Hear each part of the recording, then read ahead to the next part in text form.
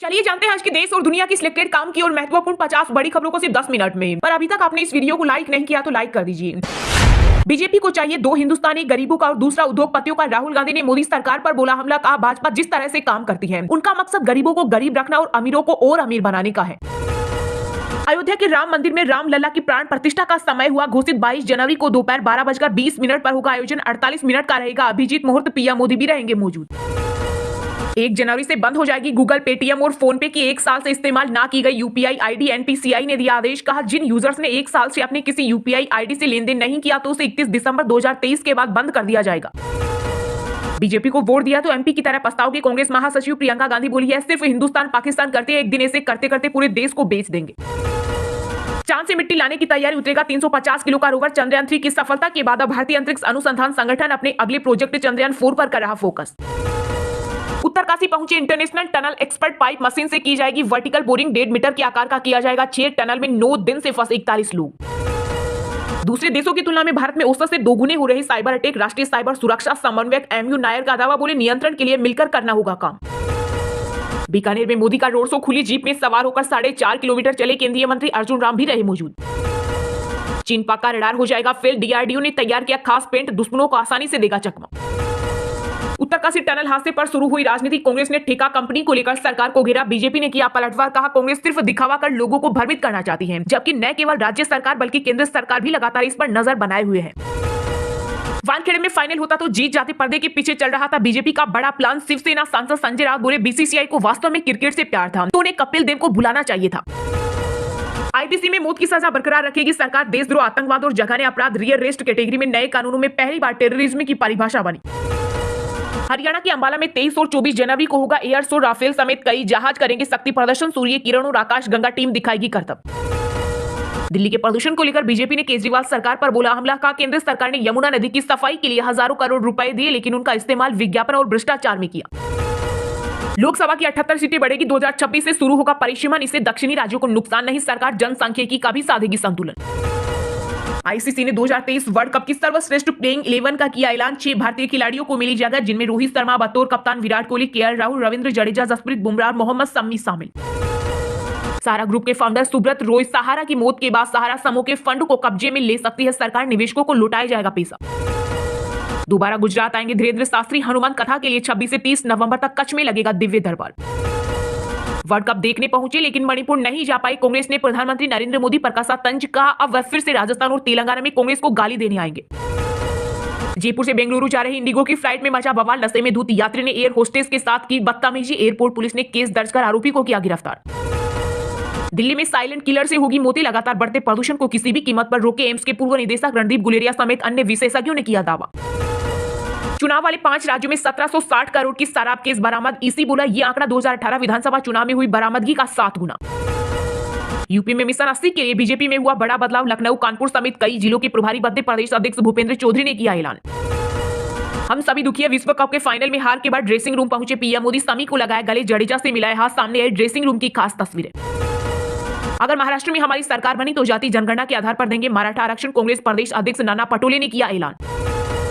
दिल्ली शराब नीति घोटाले के मामले में आप नेता संजय सिंह की याचिका पर सुप्रीम कोर्ट ने ईडी को जारी किया नोटिस। दिसंबर में होगी अगली सुनवाई। पंजाब में किसानों ने घेरे डीसी ऑफिस। पराली लदी ट्रोली लेकर पहुंचे। एयर पोल्यूशन पर केस दर्ज करने से भड़के 18 किसान संगठन।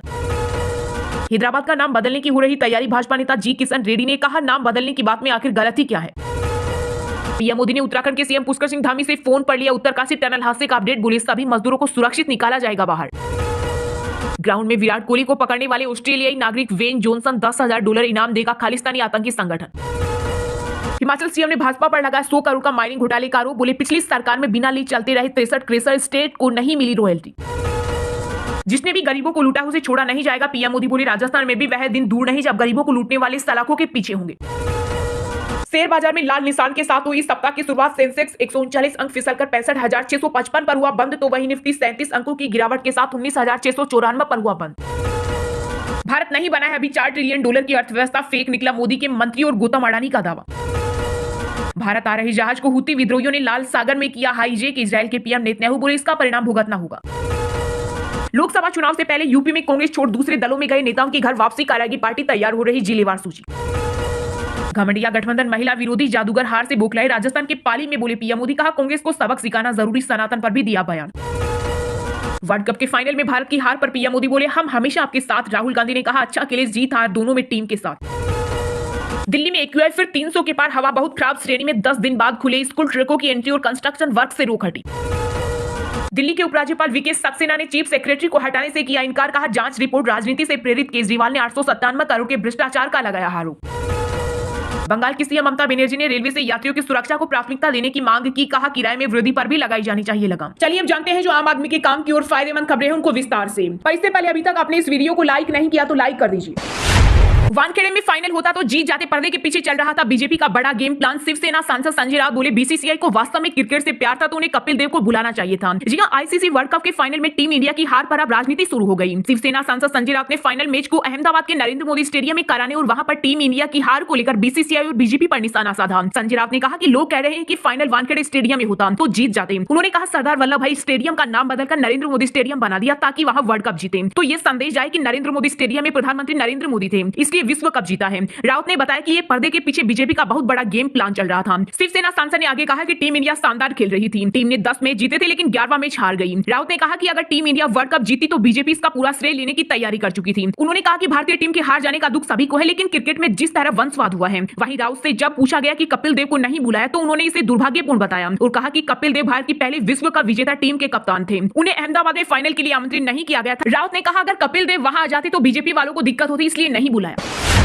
अयोध्या के राम मंदिर में रामलला की प्राण प्रतिष्ठा का समय हुआ घोषित। 22 जनवरी को दोपहर 12:20 पर होगा आयोजन। पीएम मोदी भी प्राण प्रतिष्ठा में रहेंगे मौजूद। जी हां, अयोध्या में रामलला की प्राण प्रतिष्ठा का शुभ मुहूर्त तय हो गया। 22 जनवरी को अभिजीत मुहूर्त मर्गशीरा नक्षत्र में दोपहर 12:20 बजे रामलला की प्राण प्रतिष्ठा होगी। 48 मिनट का यह मुहूर्त दोपहर 11:36 बजे से 12:24 बजे तक रहेगा। प्राण प्रतिष्ठा समारोह 16 जनवरी से शुरू होकर 24 जनवरी तक चलेगा। वहीं राम मंदिर के ट्रस्ट के सदस्य कामेश्वर चौपाल ने बताया कि समारोह में विश्व के अनेक देशों के करीब 100 विशेष राम भक्तों को आमंत्रित किया जा रहा है। इसके अलावा संतोर देश भर के राम भक्तों सहित 7,000 लोगों को भी आमंत्रित किया जा रहा है। कार्यक्रम में मुख्य पर्व 22 जनवरी को पीएम मोदी को शामिल होने के लिए आमंत्रण पत्र भेजा जा चुका है। चौपाल ने आगे बताया कि प्राण प्रतिष्ठा समारोह देश के 4 लाख गांव के मंदिरों में भी मनाया जाएगा। इन मंदिरों के राम नाम संकीर्तन और किसी एक मंत्र का जप के साथ मुख्य पर्व पर आरती और प्रसाद वितरण होगा। इसके साथ ही समारोह का लाइव टेलीकास्ट होगा, इससे करोड़ों भक्त इस ऐतिहासिक पल को सीधे देख सके।